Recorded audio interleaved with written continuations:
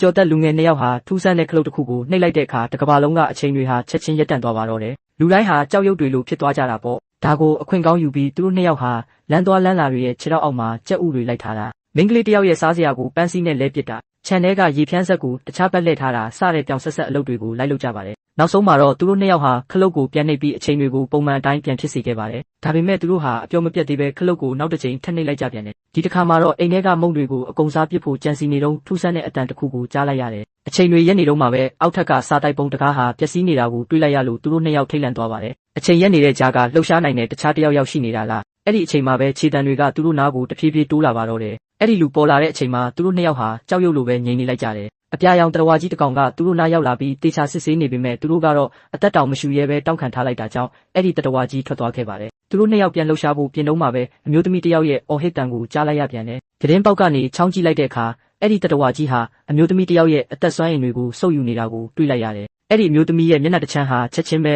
အိုမင်းရင်ရော်သွားပါတော့တယ်။အဲ့ဒီတရဝါကြီးကတခုခုကိုလိုက်ရှာနေရင်သူတို့နှစ်ယောက်ကိုမြင်သွားတဲ့အခါမှာတော့သူတို့အသေးအတန်ထွက်ပြေးကြပါတော့တယ်။အဲ့ဒီတရဝါကသူတို့စီကခလုတ်ဘူးကိုလိုချင်နေတာလို့ထင်ပြီးအဲ့ဒီဘူးကိုလမ်းမလယ်မှာချထားပေးလိုက်ကြတယ်။တရဝါကြီးရောက်လာတဲ့အခါသူတို့ကတောင်းပန်စကားဆိုပေမဲ့အဲ့ဒီတရဝါကတော့လက်မခံပါဘူး။သူတို့နှစ်ယောက်အိမ်ကိုပြေးပြန်လာပေမဲ့တရဝါကြီးကနောက်ကနေထက်ချက်မကွာလိုက်လာပြီးကောင်လေးရဲ့အသက်ကိုစုပ်ယူဖို့ပြင်ပါတယ်။အဲ့ဒီအချိန်မှာကောင်မလေးကတရဝါကြီးရဲ့ရှေ့ကိုတတိရှိရှိတက်လာပြီးခလုတ်ဘူးကိုယူခဲ့တာသူဖြစ်တဲ့အတွက်ကောင်လေးနဲ့ဘာမှမဆိုင်ဘူးလို့အော်ဟစ်လိုက်ပါတော့တယ်။